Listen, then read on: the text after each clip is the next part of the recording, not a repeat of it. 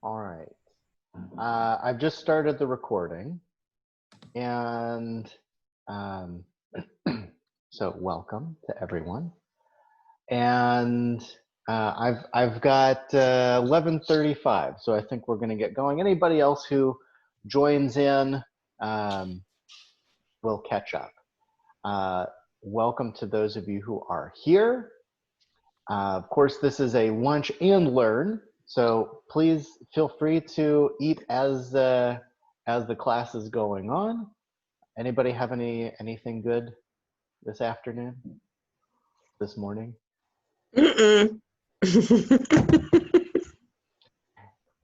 If you are not chewing, by the way, feel free to unmute. This is a very interactive kind of a class. There's going to be a good deal of discussion, so feel free to leave yourself unmuted. I know that's the opposite of the instructions you usually get at the beginning of a Zoom meeting, but I do want to hear from you as we're going along. So I've titled this class, Mussar for Everyone, How Small Daily Actions Can Change You and the World. Certainly with the world we're living in right now, we need a little bit more of this.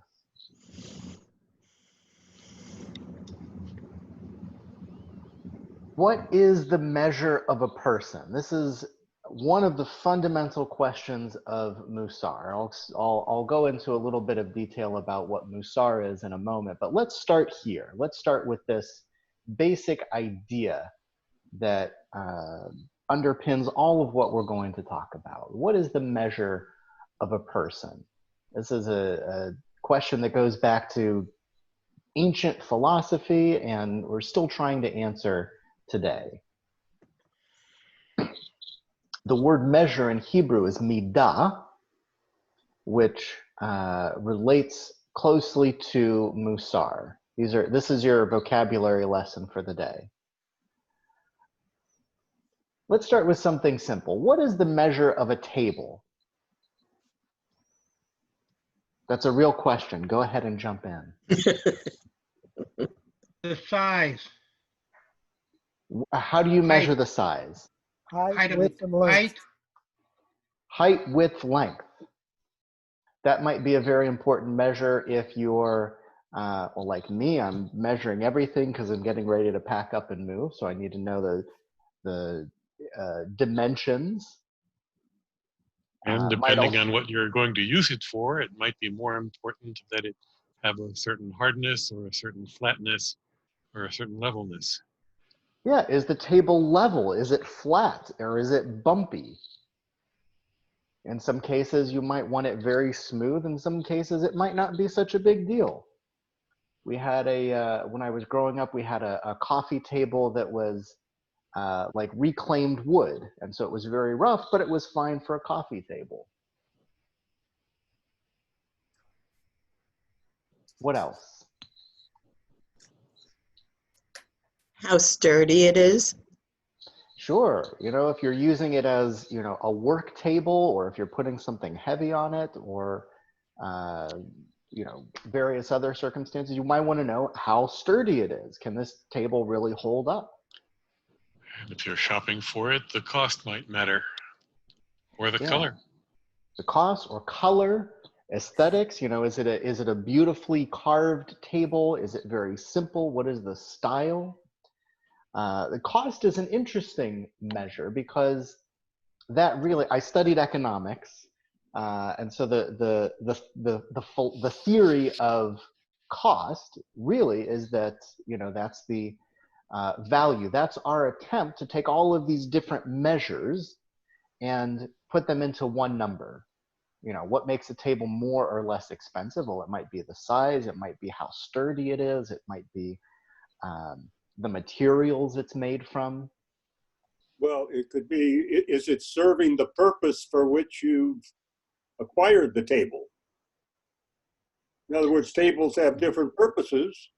How much will it hold? Is it the right height for, just generally speaking, does it serve the purpose? Sure, the height. Your particular purpose for the table might vary a lot, and that might affect how you personally measure a particular table because. Why did you buy the? Why did you obtain it? Why did you get the table? Why did you buy it? Yeah. All right, let's get a little bit more advanced here. That was just a table. That's the opening, right? You didn't even get into the more abstract parts, like whether it's a family heirloom and has associations with people who you care about and are perhaps departed. Yeah, what is the emotional value of the table? You know, does it have I'm losing the word right now. Sentimental value, that's the word, or phrase, I should say. All right, how do you measure an athlete? Getting a little bit more complex here. Mm-hmm. A problem with that question is what sort of athlete? Not by gender, but what sport or athletic endeavor are they in? It depends on what. In certain sports, it's the size. In other sports, it's the speed. Some, it's a combination. Yeah, if you're a long distance runner, people, you know, or if you're looking at a long distance runner, we're sort of taking the outside perspective. You're going to consider very different factors as a sumo wrestler. You know, a sumo wrestler, you want someone who's really big. Long distance runner, probably not. What else? General terms, the performance, which can the results. Beyond raw ability, let's say, what is the actual performance? You know, we've got you know, a brand new quarterback here in Tampa. Yay! Who some people are really excited about. I'm excited. Justifiably. And I've heard some people say, oh, well, he's getting older and he's not as fast as he used to be. But if you look at the performance, you know, here's somebody who really has demonstrated performance. What are some ways you might try to qualify or quantify that performance? Super Bowl rings. How many championships? And that goes across any sport. Have they won a lot of championships? by comparison with others who are engaged in the same activity. Your performance. Comparison how? What's something that you might compare between two? Anything measurable, like golf scores, numbers of touchdowns, runs batted in. You pick a metric that you can compare across different teams and performers. And then, even if you are an amateur athlete and just doing it for fun, whether running, playing golf, or baseball, you're not necessarily just doing it to be famous. You're just doing it on your own for staying in shape or for your own enjoyment. Yeah, how about love of the sport? That's certainly a measure that comes into play.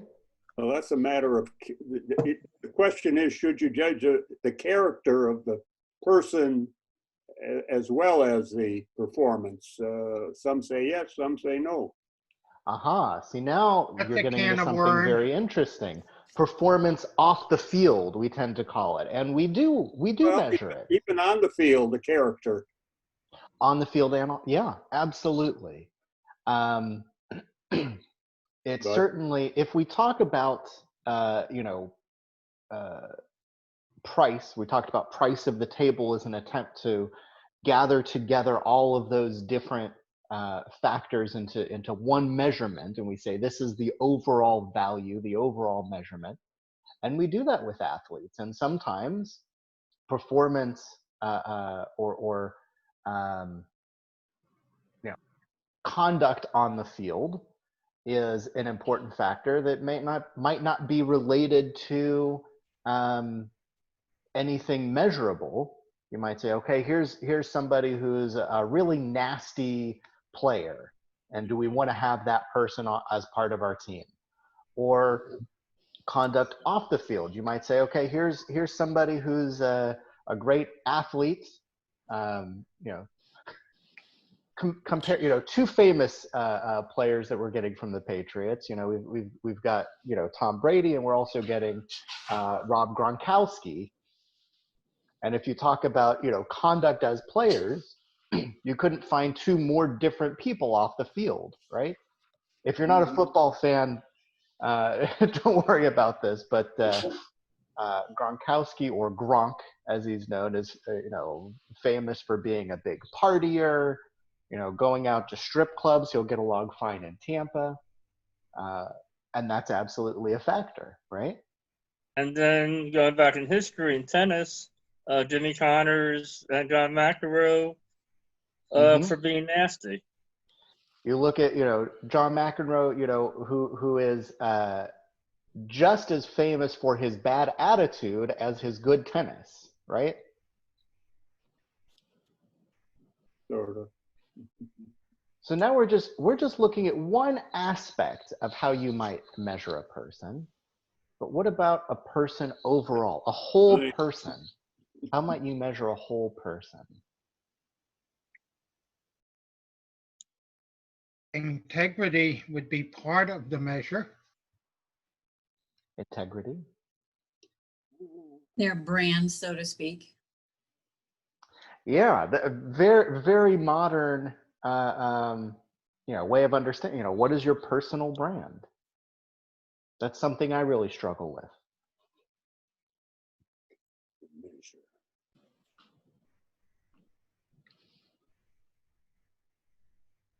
Well, let's leave that in the back of your head as we continue.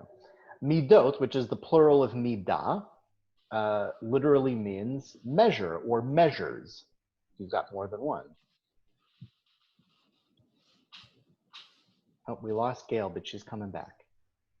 So some examples of midot, different types of measures that you might take into account.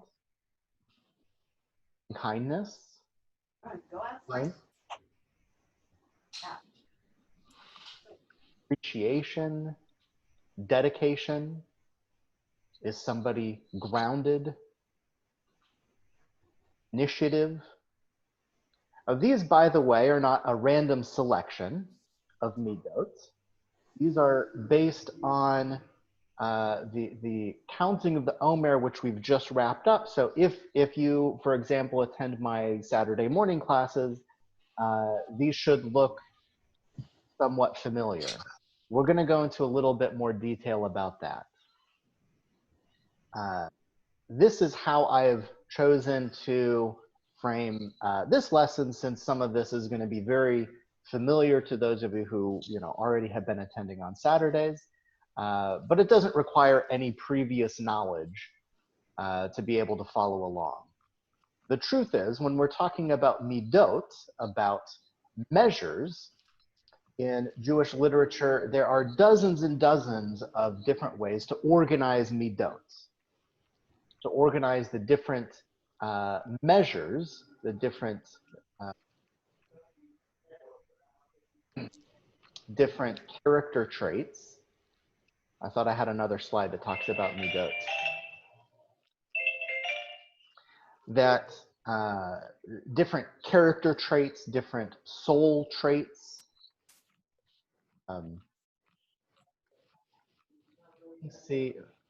I really thought I had a slide that went through this. Let me see if I moved it while I was editing. Oh yeah, here we go. I'm doing some on the fly. Let me get back to get back to the screen here. All right, we're back. So midot, a midah is a measure.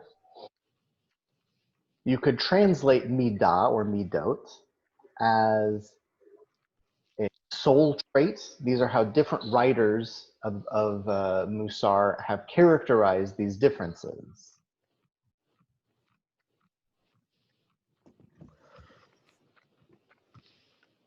Character traits or virtues. We sometimes talk about the virtue of a person. I'm trying to arrange.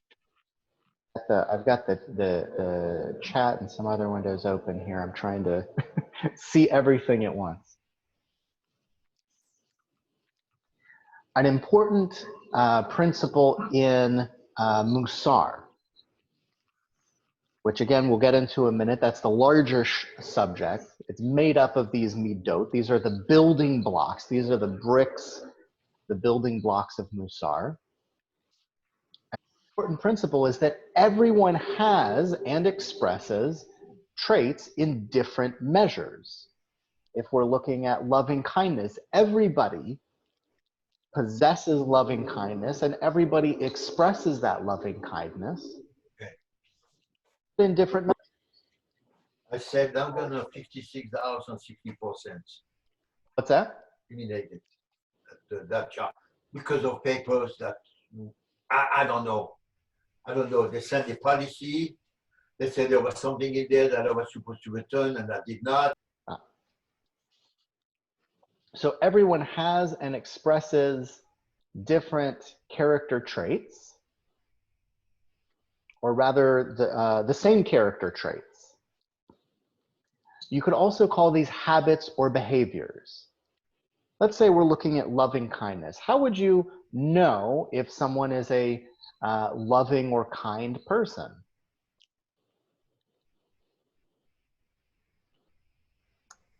By watching them and seeing what they do, what their actions. By looking at someone's actions. That these are not innate, static parts of our being. It's not that, somebody is born as a kind person and they are, a kind person, their entire life. That it's all of these are based on actions. And of course, we say actions are based on habits, and habits can be developed. Right? Good habits, bad habits, everything is something that we can develop. And the more you develop a habit, the more of a particular type of behavior you will demonstrate.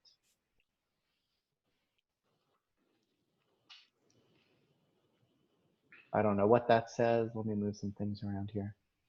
An imbalance.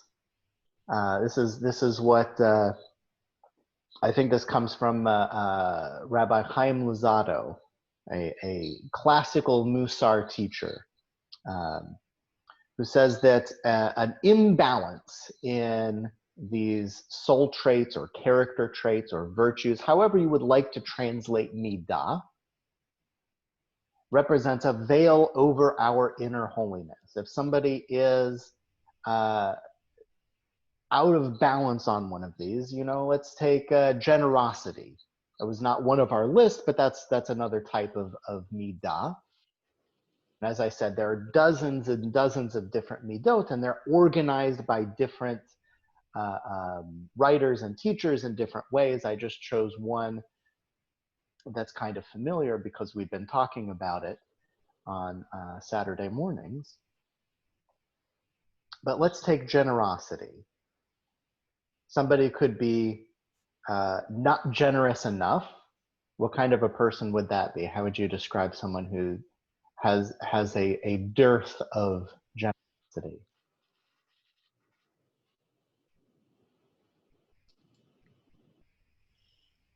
So maybe stingy or nervous about sharing.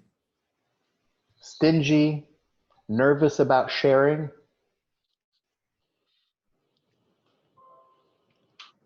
Selfish. Selfish.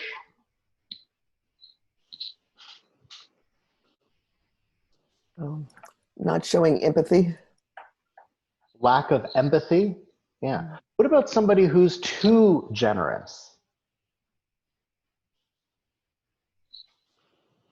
Some problems that might be associated with being too generous. It might be considered overbearing or something like that. Yeah, overbearing. If you're constantly giving all of your time and attention to, say, your kids, when I hear the word overbearing, I think of a parent and a child. You might think, oh, look at all these things I'm doing for my son, daughter, whoever. Others, including your kids, might say you're being overbearing. That's an example of generosity that's out of balance. How What about else? a show off?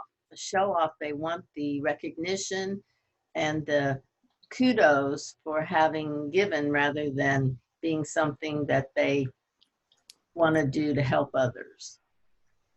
Yeah, there are people will interpret motivations behind your actions, and if you're constantly talking about, look how generous I am, then people will say, you're only doing it so that you can say, look how generous I am.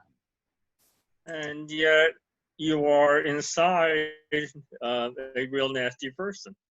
You're just and so like as Suzanne says, you're just showing off. It is all the front, but inside you're very nasty. Now, this is a very important point, that a lot of these midot are interconnected, that an imbalance in one is often an indication that there's another imbalance somewhere else. That if you're being overly generous, for example, and that might be compensation for something else. Maybe you're really nasty, or maybe you're selfish in other ways, and you're trying to make up for it, so it causes an imbalance somewhere else. We're not going to get too much into that, but it's good to note that these different character traits, these different midot, these different virtues are interconnected. That when one is out of balance, it's often an indication that another is out of balance as well. And sometimes, one leads to the other, can cause an imbalance somewhere else in your life. I might also say that somebody who is overly generous might be considered foolish, or might be considered, gosh, this person is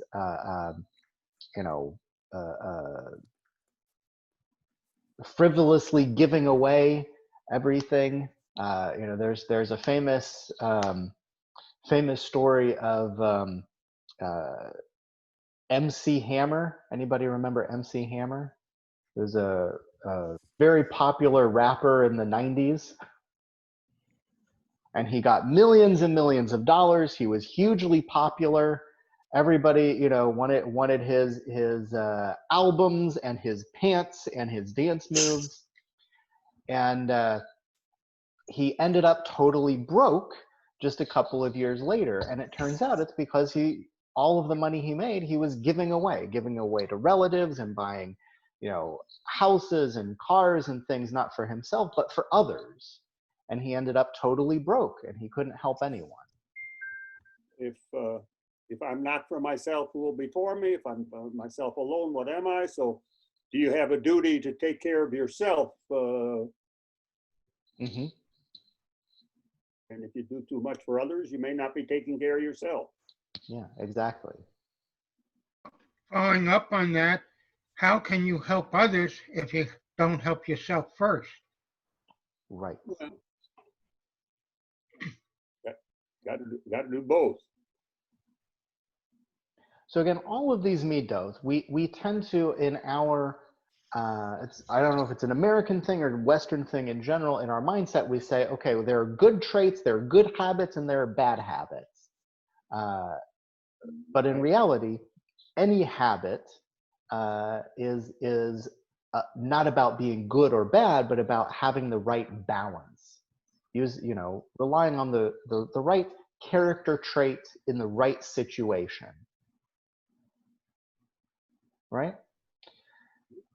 Even something, we say generosity, how could that possibly be bad? But there you've got 4 or 5 different examples where, too much generosity, we would generally agree can be a bad thing, and if it's expressed in these different ways. So let's talk about some of these midot. We talked about generosity sort of in general, but let's talk about some of these. If you've been following along, counting of Sefirat HaOmer, the counting of the Omer, comes with this lovely calendar. There are 7 particular virtues, 7 Sefirot, which, at least for our purposes today, we're going to call virtues or midot, measures, that interact with one another over this 7-week cycle. So you end up with this sort of calendar where it starts here and goes through the first week focused on one trait and different traits within that single trait. And each week it follows the same pattern. It is a great exercise in Mussar because it gives you a way to focus on particular virtues and also the way that different virtues interact with one another.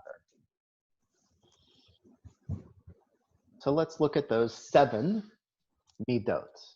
The first is chesed, loving kindness. How might a person cultivate loving kindness?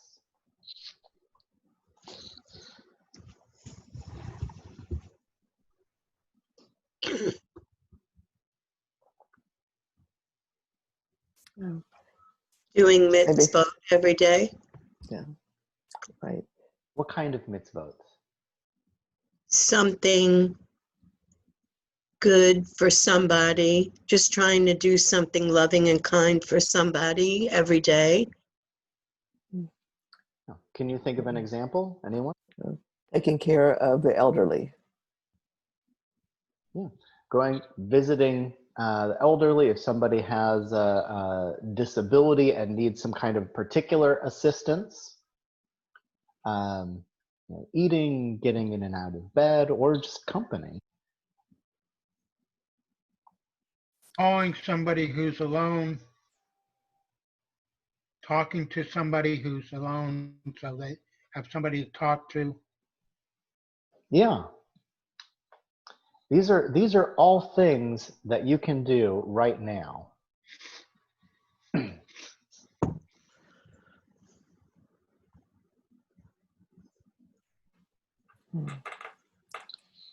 Strength, gibura. How might you cultivate strength? Yeah. Patience. Okay, how might you, patience is definitely a good example of the kind of inner strength we're talking about. How might you cultivate that? By letting people talk, repeat themselves, whatever. Just being patient with people. I know when my daughters were growing up and I was a single mother, that's what I prayed for, patience on Friday night. Give me the patience, which would give me the strength. In a conversation, that's a great example. Talking less than you want to. That's an example of demonstrating the strength and letting somebody else have their say. What else? Having strength of character, like we mentioned earlier. There's peer pressure at all ages. Some of it's a little less overt, but it's always there. Making good choices. Yeah, making good choices based on what you know to be right, not depending on the input or pressure from others. And you're absolutely right, peer pressure exists at every age.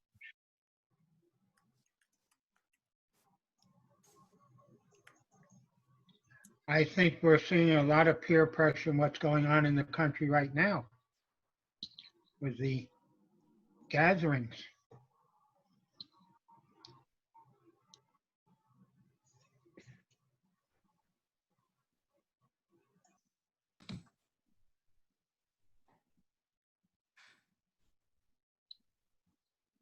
What are some ways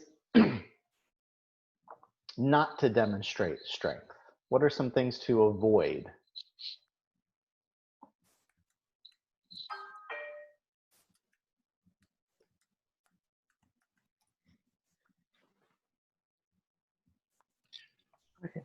Following crowds to do a popular thing that's not really what is true to your own nature.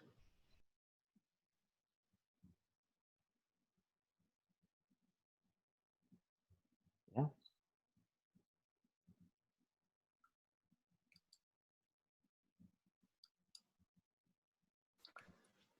Okay.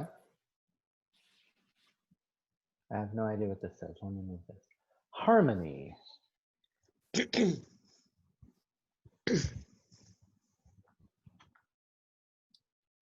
What are some ways to be?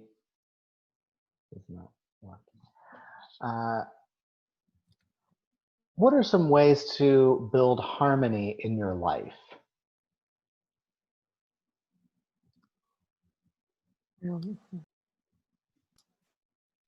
Letting things go, not Yeah. having to be right all the time.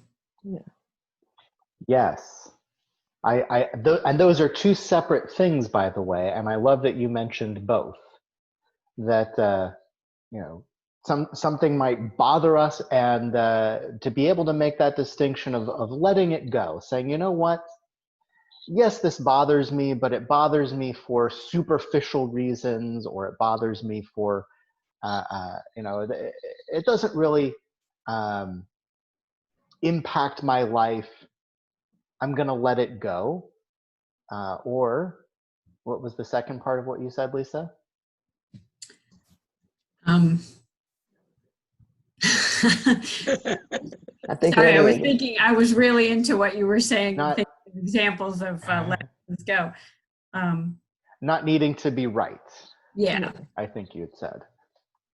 which I find yes, there definitely can be separate, but I find, especially when you were talking about the first part of that, having kids at home, and especially two who are 18 girls out of my three children, one who's 18, a girl, and one who's almost 21, a girl. I find that sometimes those things go hand in hand, that I'm constantly being tested about creating more. It's more important sometimes to have harmony. A lot of these things are not that important, and I don't, just because I'm the mother, one, doesn't mean I'm always right, and two, even when I am, I don't necessarily need to demonstrate that. That's right. sort of letting Joining- the small stuff go, trying to recognize what's really important to get along. Don't sweat the small stuff. Focus on the important things. Picking Join your as a battles. group. The famous advice for a groom on his wedding day, remember, as you go through life, would you rather be right or would you rather be happy?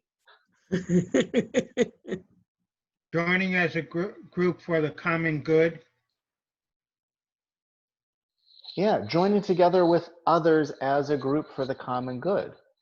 Harmonizing between people, among people, bringing people together in a harmonious way. Creating unity among people. Yes.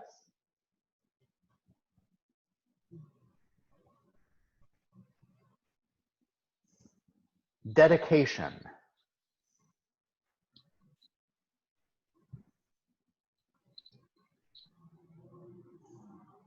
I think that's staying involved with something over time.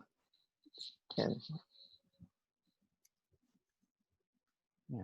What is the resistance that we experience to staying with a particular, I don't want to say task, but for lack of a better word, staying with something over time? What kind of resistance do we run into? Fatigue. Yeah, we just get tired of it. Sometimes it takes you over. Sometimes you become too dedicated to something. Yeah, we call that, becoming obsessive about something, or letting something, take over your life. If you have, I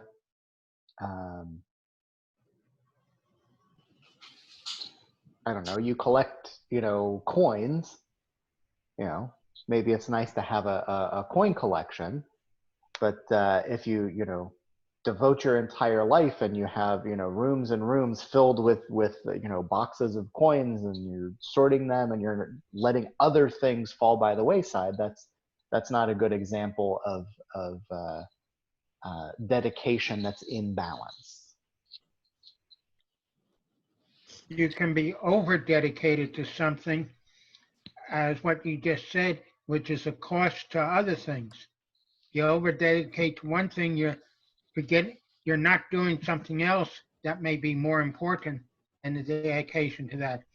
Dedication, and a lot of this is brought up, dedication to a job over family is not necessarily a good thing. Yeah. How do you choose what to devote your dedication to? It's also in part a matter of what's actually achievable. For instance, the picture you put up there shows somebody working on a bonsai that may well take 4 generations to reach its final form. And if you have nobody to pass on your bonsai to continue the process, you're never going to reach the end. It may make sense to abandon it. On the other hand, if what you're shooting for is, say, achieving civil rights for everybody in a country, it may well be worth carrying on that fight, even though you don't expect to complete it in your lifetime. Yeah, lo alecha hamlacha ligmor. It is not upon you. You are not obligated to complete the work, but neither are you free to desist from it. Famous saying from Pirkei Avot. I don't know. How do you translate Pirkei Avot in English? Sayings of the fathers. Sayings of the fathers, chapters of the fathers. I just say Pirkei Avot. I don't really like any of the English translations of that phrase.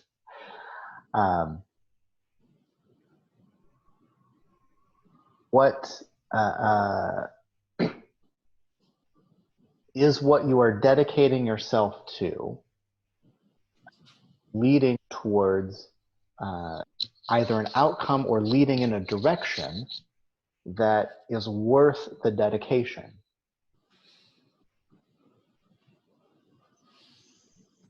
Yeah, I think that makes a really good point about it's not always about the destination, but the journey itself for the person dedicated to it, and or the people around them that it impacts might be worth it. It's about evaluating it. Mm.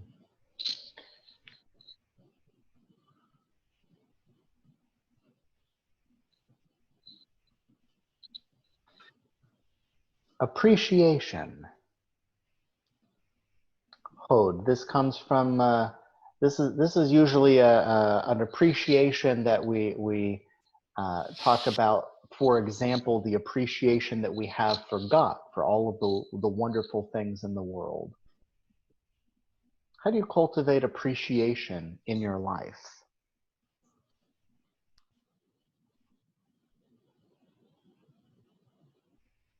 You can, I think sometimes looking at nature can tell us to appreciate things, and just looking at a beautiful flower sometimes. Yeah, take the time to appreciate nature. If you know that nature is a source of appreciation for you, make the time for it. say, okay, this Tuesday I'm gonna, take a walk, maybe with a partner or a friend, and actually go out and observe and be in nature. Go to a park if it's open, whatever the case might be. Appreciate life. That I have a real underlying effect to that. Yeah. That every day is a good day for me. No matter what, everything's a good day no matter what happens, because I can appreciate life. Yeah. As I don't remember who said who used to say this to me on Friday night. Said every day on this side of the grass.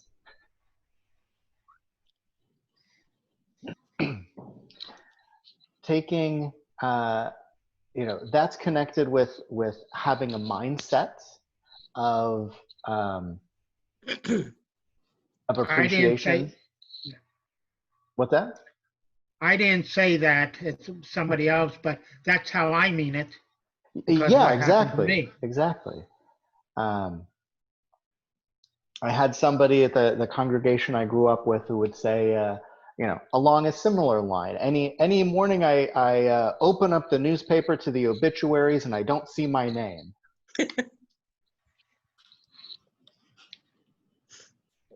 That just appreciating being alive. And it's a mindset of recognizing, oh gosh, things didn't go my way today, but I'm still lucky to be here. It's also recognizing, and Robert, this is another thing that you talk about, how easily things could be different. Recognizing, wow, goodness, if things were just a little bit different, I wouldn't be here. I wouldn't be here appreciating this world, this life, whatever the case might be.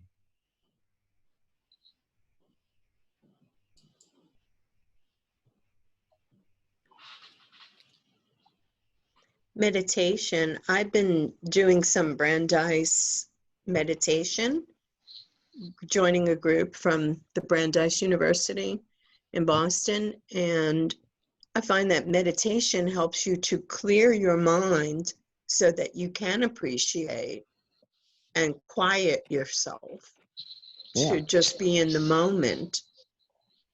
Yeah. We're talking about techniques in just a bit, and that's a big one. All right. What about being a grounded person? What are some ways that you might look at someone and think, gosh, that is a really grounded person?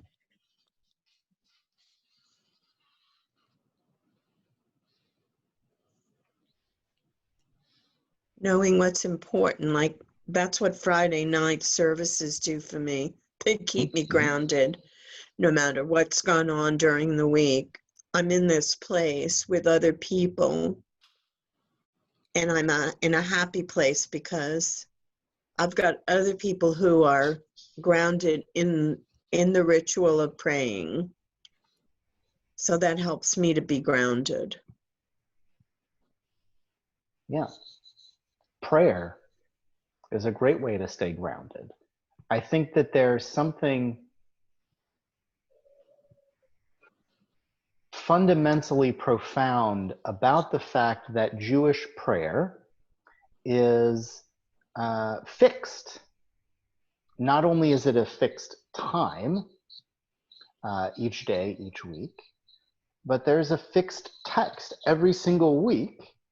We might have different versions of certain prayers or different melodies. There are certainly differences from one week to the next, but the prayers are the same. And by and large, the prayers that we say are the same words in the same order that they're saying down the street at Rodef Shalom or halfway around the world at the Bet Knesset Hagadol in Jerusalem. And they're also the same prayers that by and large, that our parents said, and our grandparents, and our great great great great great grandparents. There's something profound in saying, listen, these are the things that we pray for, and the things that we pray for fundamentally do not change from one day to the next or one moment to the next.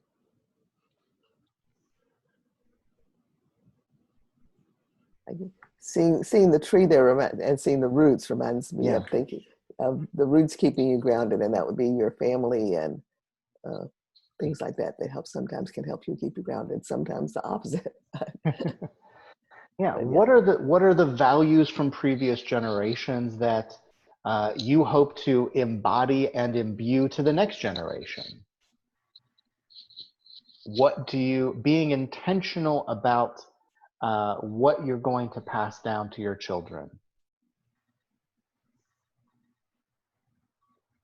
or what you're going to personify as a representative of your ancestors, of your family. Yeah, keeping in touch with your family too. Keeping in touch. Right. Yeah. We have a very large family, not just I had 13 first cousins on one side, so yeah, just keeping in touch keeps you grounded.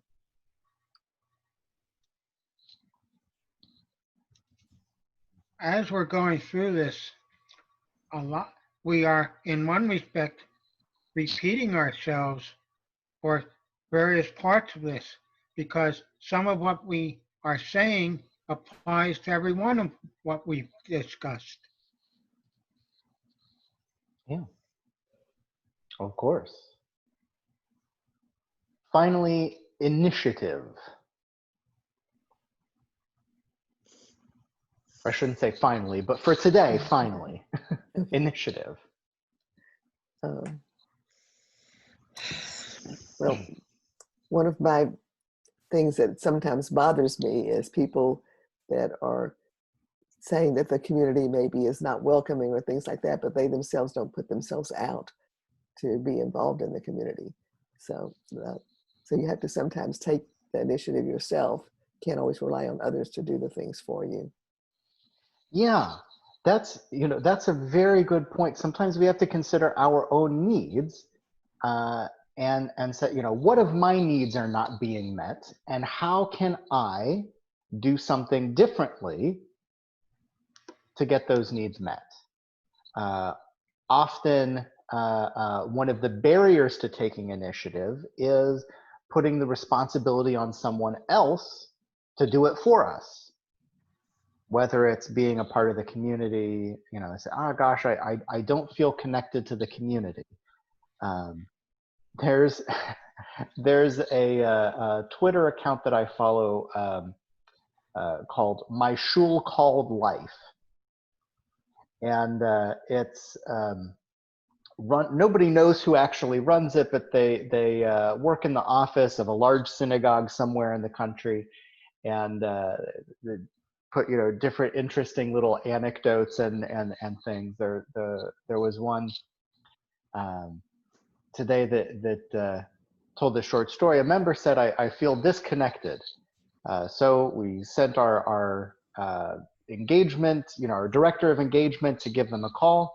They got upset that a stranger is calling their phone number, and they resigned.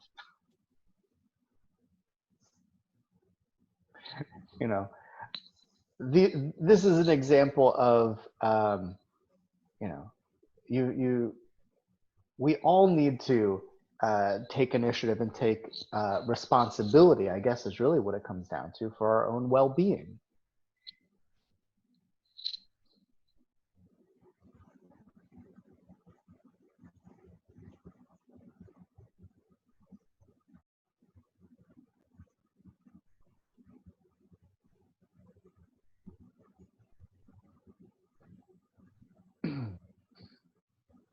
All right.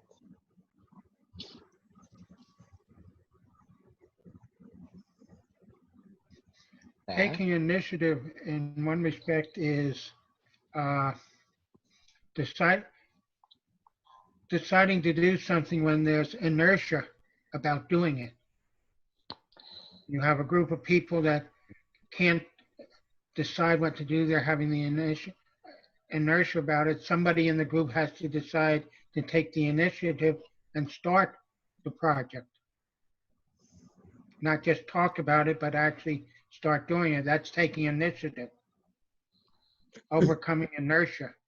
Overcoming inertia, yeah. It can be as an individual or as a group.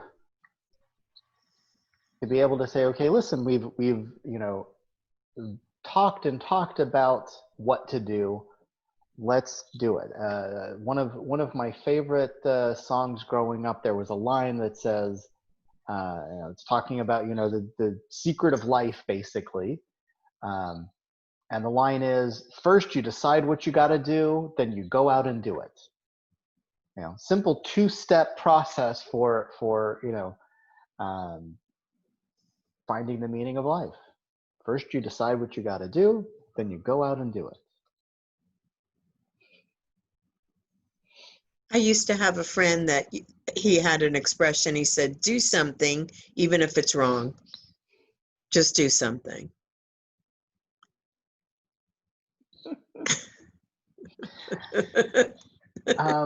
Yeah, there's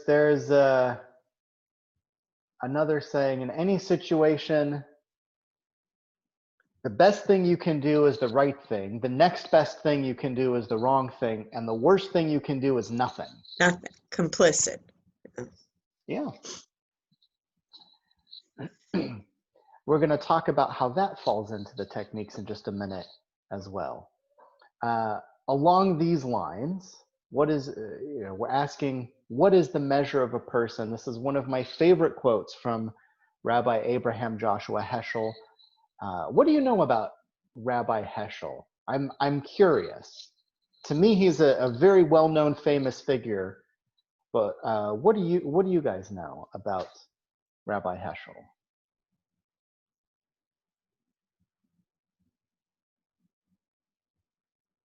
I don't. If anybody's talking, you're muted.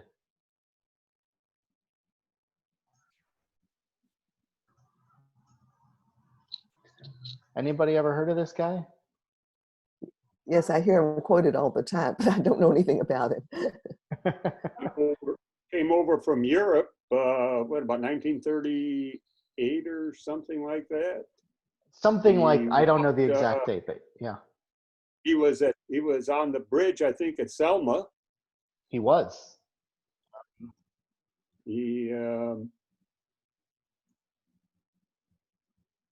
That's where I heard his name just recently. We were talking about that. Was he with the Jewish Theological Seminary? He was associated with both JTS, Jewish Theological Seminary, where he taught, and Hebrew Union College, which are conservative and reform seminaries, respectively. Doesn't he have something in Germany named for him, a synagogue or probably school named for him? Yeah. Probably. He came over from Germany. He was kind of short. What's that? He was kind of short. He wasn't too tall. I don't know. I never met the guy. Well, if you see him, but yeah. Well, if you see him in pictures. Yeah, if you look at him in pictures next to Martin Luther King, he's definitely shorter. Right. Yeah. Les, to everybody's short to you, Les.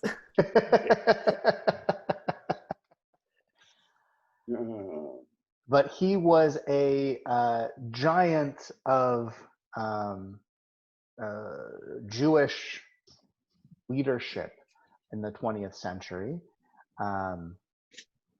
He was brought over, before the or at the beginning of the Shoah, before, I guess you would say before the Shoah. He was a great writer, as Bob is showing us. I think that was the Sabbath, it looks like. I'm trying to recognize from the cover. No, it was God in the search of man. Oh, God in Search of Man, the Sabbath. We also studied that one too. Yes, these are all books that if you haven't read them, they need to be on your reading list. Very complicated. They are, yes, take it slow. He has a beautiful, beautiful writing style, and it can be overwhelming because it's almost like every sentence he writes is an entire philosophy in itself. He's very quotable. So this is one of my favorite quotes, likely one of his best known quotes.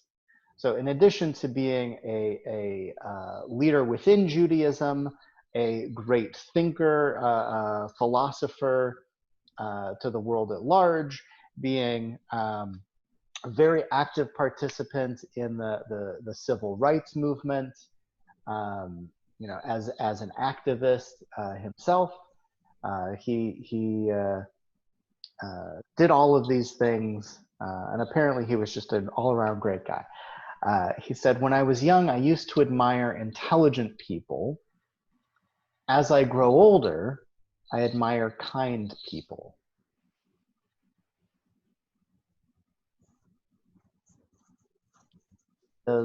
About midot, about values, about the measure of a person. And you could say, who are the people that I admire the most? That's really what we're asking. What are the admirable traits that a person can have? You can be very, very bright, but not be very nice. Mm-hmm. All right, so how do all of these midot, these character traits, virtues, these measures, how do they fit into Mussar? What is Mussar? A Jewish spiritual movement of self-perfection. This is about developing yourself. These are all different translations from different writers explaining what is Mussar. Jewish ethical teaching. The word Mussar literally means teaching or instruction. This is a great one. I think this comes from Alan Marinas, spiritual curriculum. You know, any teachers in the crowd, teachers or educators? You have a curriculum. You have these are the different subjects that we're studying, and these are the different measures of proficiency in each of these topics. That's a curriculum. This is a spiritual curriculum. So you have different midot, those are different subjects, different topics, and you have tasks to develop each of those and some way of assessing, progress. So think of it like a curriculum. One of my absolute favorites, if you want to, what is Mussar? Quick, simple, to the point, it's mensch training. This is how to be a mensch, how to be just a mensch, right? Training is an important part of that word there, of that phrase there too, because it's something that you can learn. Again, none of this is stuff that you're either born a certain way or not. This is stuff that you can train to do, just like an athlete trains. Just like you can learn a skill, any of those things that you can learn to be a mensch. My personal definition: Jewish spiritual discipline. To me, it's not the most punchy translation of Mussar, but to me it encompasses all of the things that Mussar is about. It's Jewish, it's spiritual, it's related to our spirit, and it's a discipline. It's something that you do, that you that you learn, just like training. It's a discipline. Mussar is not. It's not mysticism. There's not any sort of secret esoteric knowledge that you need to be connected to do Mussar. It is not just a subject of study. A lot of things in Judaism, Talmud, Torah, Halakha, we put a value in Judaism on just the study of the subject itself. Philosophy, we say that it is virtuous just to study this. You know, why do we have tractates of the Talmud detailing temple sacrifices entirely written at a time when there were no temple sacrifices? Because we believe that just the study of certain subjects improves us. Mussar is something that you should study, but it's not something that just by studying it you automatically, you know, get God points. It's something you have to do. It's not self-help. This is not, I want to get rich. I want to have, you know, better romantic relationships.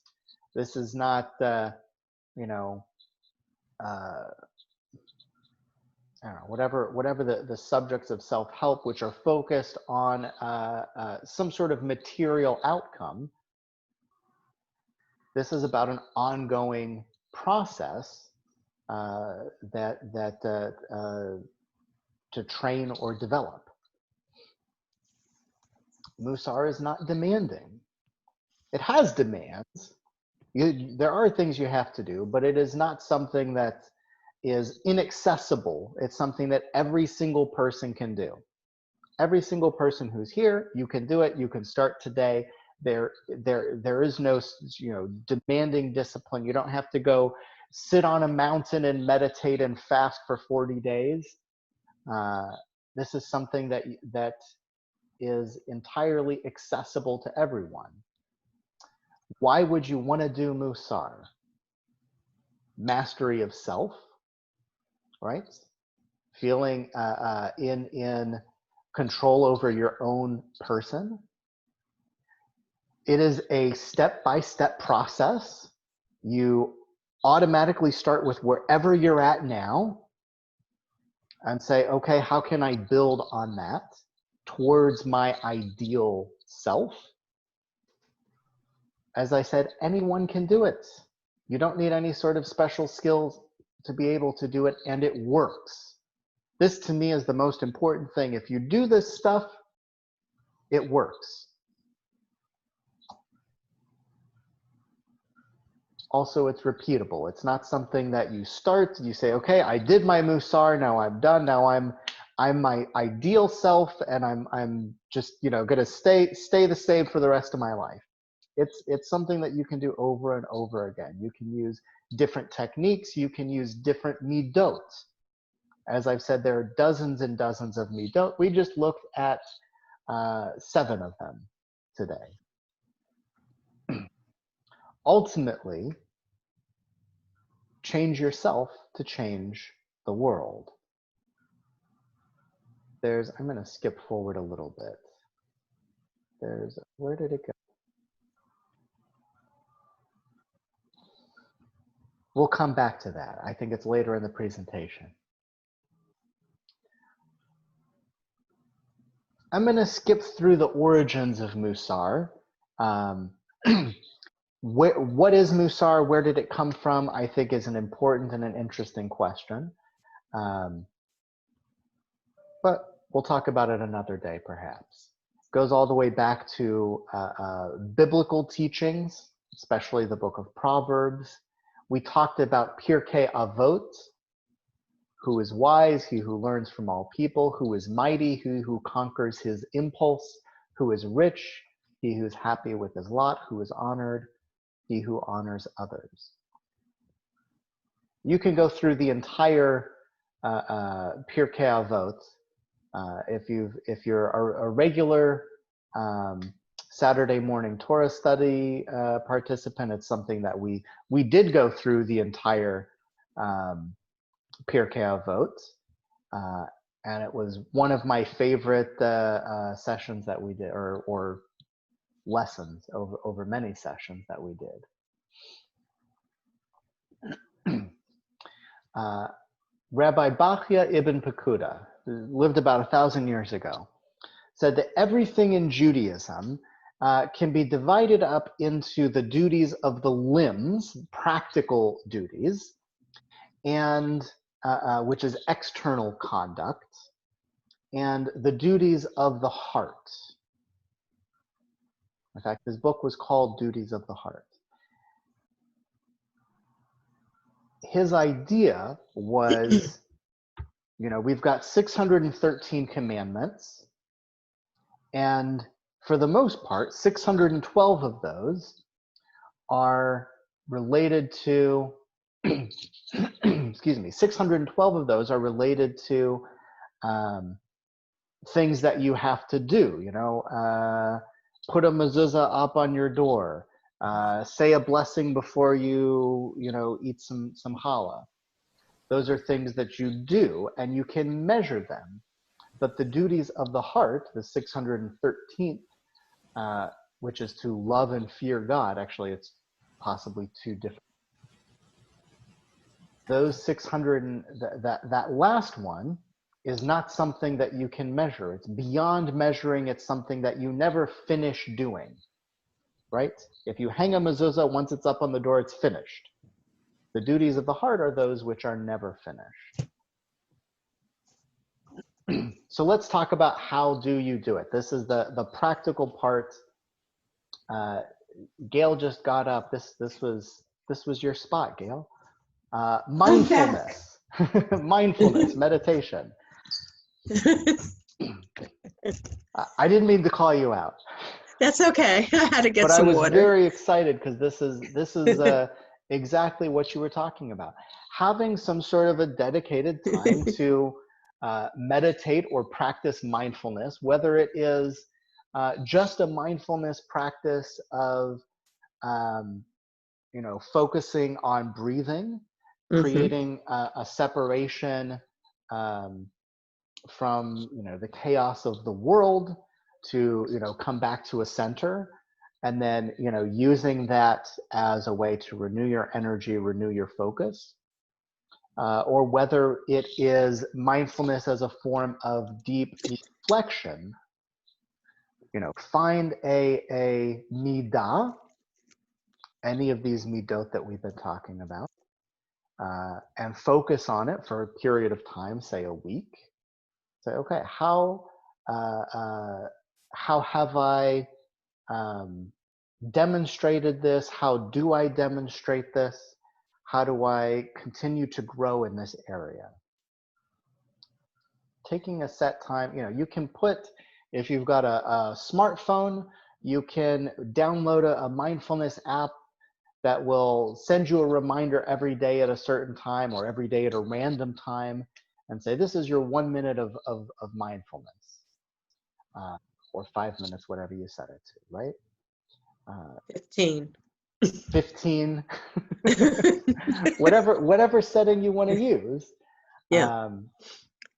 This is a way to focus, to create a habit of mindfulness, and then use that to develop other habits, other midot.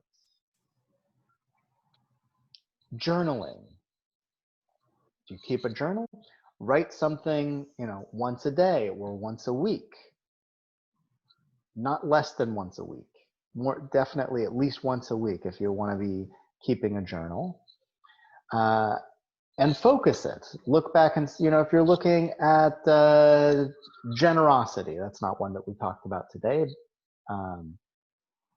Let me pick one that we talked about today. If you're looking at initiative, look back at your day in the evening and write down, these are the times that I took initiative today, or these were the opportunities for taking initiative that I missed today. Or you can write, these are my goals for tomorrow. Here's something that I know, a way that I know I can take initiative. To take these values, these ideas, these abstract things, and make them real in the world. That's the idea of Malchut, of initiative.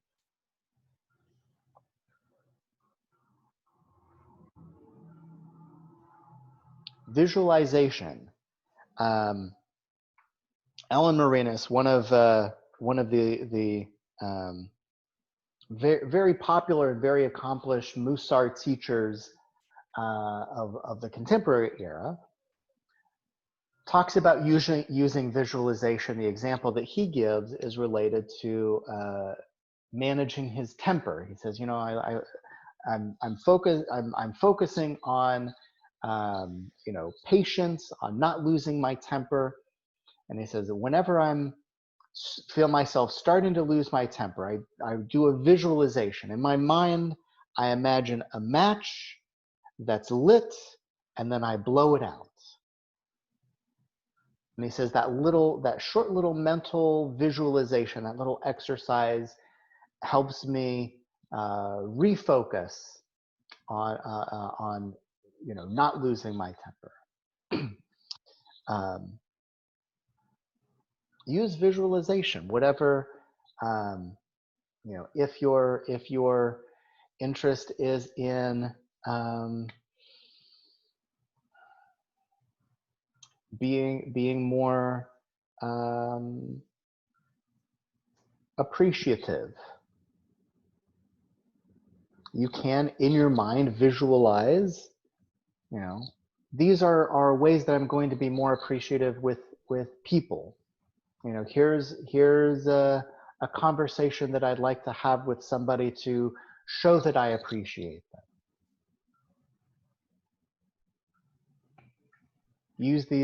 Athletes use visualizations all the time. You know, picture yourself making that perfect throw, and then when you throw it, it's going to be a lot easier and a lot better. You can do the same thing with any habit in your life. A motto or a mantra, you know, a certain phrase to help you focus. You know, I mentioned one that I like. First, you decide what you got to do, then you go out and do it. That's a good motto for initiative, right? There was another one we were talking about before. I already forgot it though. Might help to write them down as you're going. Does anybody have a personal motto, something that you say often that helps you frame things? Any day on this side of the grass, that was one of the other ones.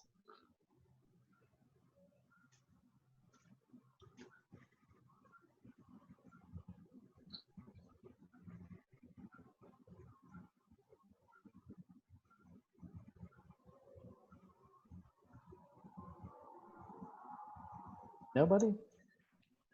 I could probably say am I unmuted? Yes, we can hear you, Lynn.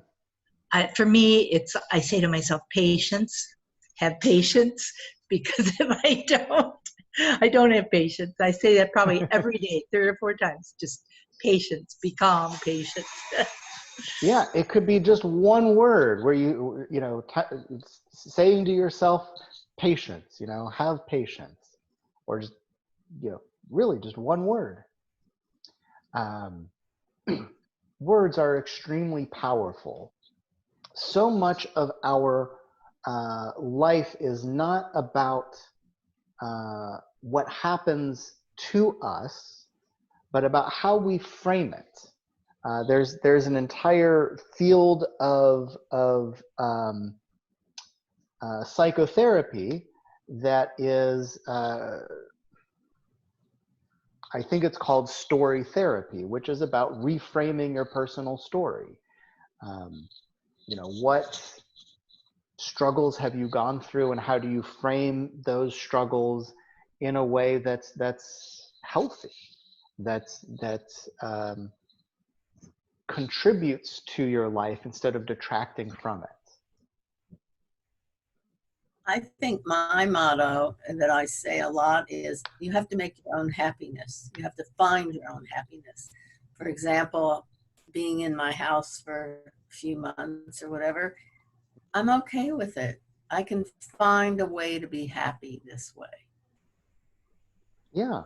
If you're working on developing joyfulness, that's another midah, another measure. They're you know, again, there are many different collections of these midot. That's a great one. Find your own happiness. Find a partner or a teacher.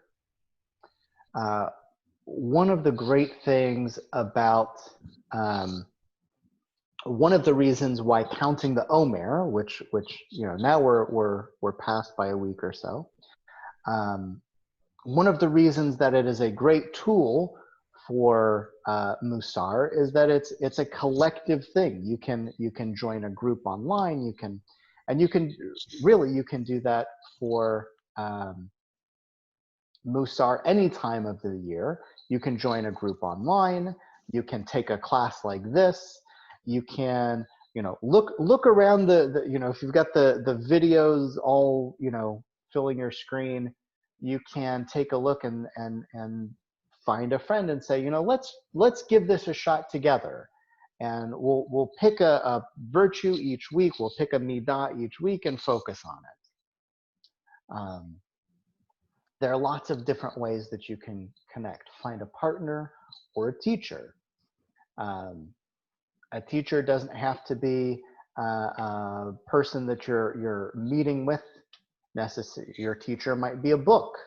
I'll have a list of a few books at the end that you can take a look at. Finally, make a plan.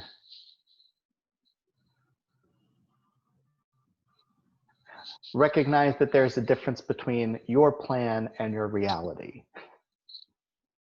Whatever your plan might be, you might say, okay, I'm gonna, this year is 52 weeks. I'm gonna pick 52 different midot and develop them over the year. And there will be times when you get off track. There will be times when unforeseeable events happen in your life where you're not able to keep up your journal or keep up your meditation practice, or you have to shift your strategy completely. These things will happen. Recognizing that setting a plan in the first place is crucially important. This isn't something that can just happen on its own, but also recognizing that the reality of making plans is that plans go awry, even the best laid plans. The best laid plans of mice and men. What kind of plans do mice have? I don't know. That was a joke. Differences between your plan and what actually happens are built into reality. So be forgiving with yourself when your plan doesn't work out the way you initially intend, and let yourself, reevaluate, change the plan, bring it back on track, or create an entirely new track based on changes in your life. That's a part of the planning process. Rabbi Israel Salanter was the figure that really, he lived about 100 years ago, and well, no, more than that. He lived in the 19th century, and he was the one who took all of these ancient and medieval Jewish texts about Mussar, all of these different things, and he said, look, we're not teaching these enough. And he went around to all the different yeshivas of Europe, and he said, these are the texts of Mussar, and he created curricula, and he gave special lectures, and really created the Mussar movement of the 19th century. So listen, you're sitting in yeshiva and you're studying Torah and Talmud and you're studying halacha, but if you're not studying, Mussar, if you're not doing mensch training, if you're not learning how to be a better person, what's the point of all that other stuff? And he was the one who really brought that into the yeshiva and created the Mussar movement. he said, when I was a young man, I wanted to change the world, but I found it was difficult to change the world. So I tried to change my country. And when I found I couldn't change my country, I began to focus on my town. However, I discovered that I couldn't change the town. So as I grew older, I tried to change my family. Now, as an old man, I realize the only thing I can change is myself. But I've come to recognize that if long ago I had started with myself, then I could have made an impact on my family. And my family and I could have made an impact on our town. And that in turn could have changed the country, and we could all indeed have changed the world.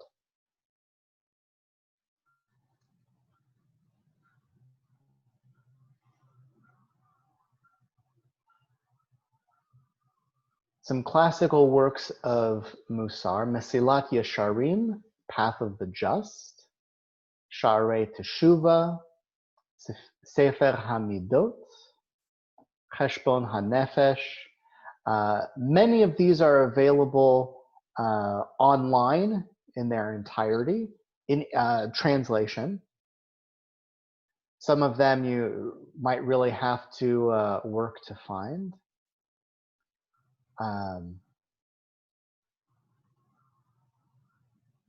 Anybody who's taking notes, I'll give you a second to write those down.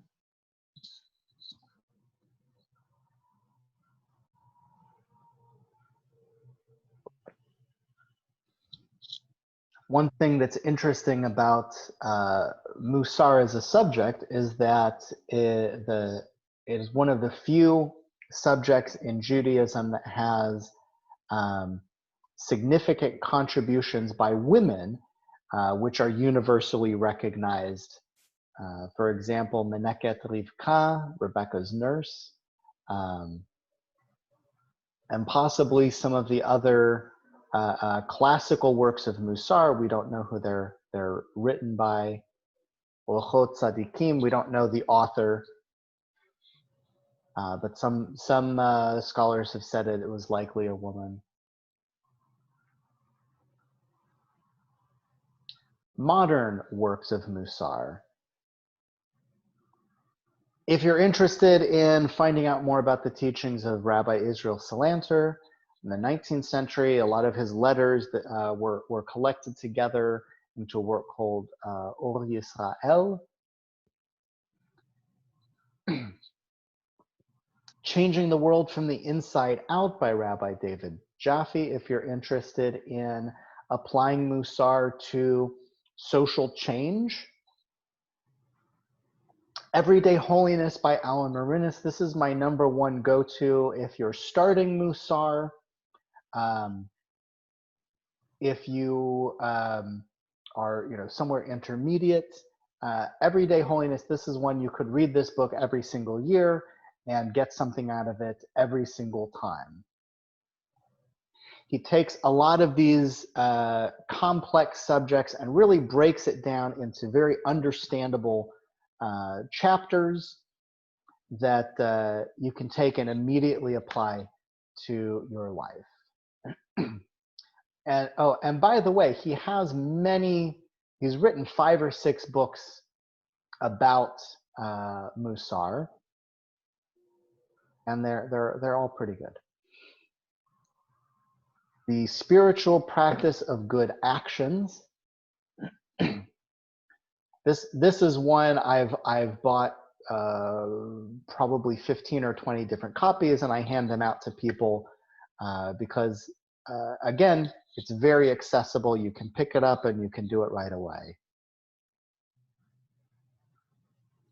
Mussar Torah Commentary, if you're looking for something a little bit more scholarly, if you want something to go week by week through the Torah readings. This is published by CCAR.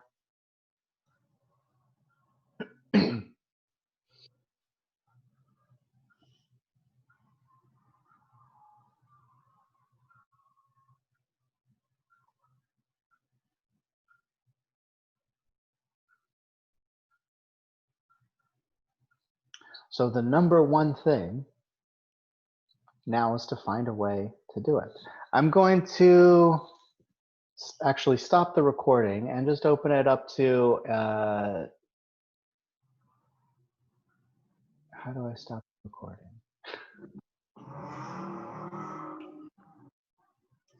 Should be down at the bottom. You should Well, have a stop Well, button. on mine, it's up at the top left, I think. No, it just says it's recorded. No, it says